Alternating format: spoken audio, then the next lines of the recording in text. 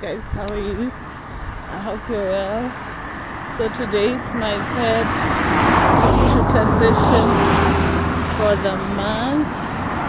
No, it's my fourth tutor session for the month.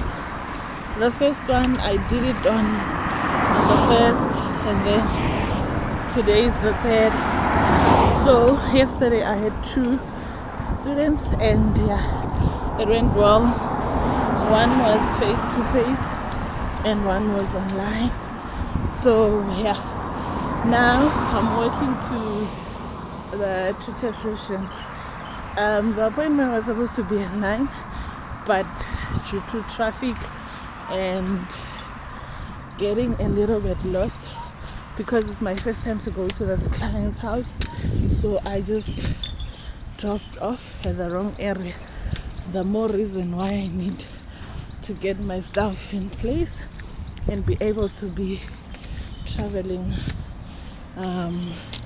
more comfortably. So yeah, I'm going to be going to the student's place. So yeah,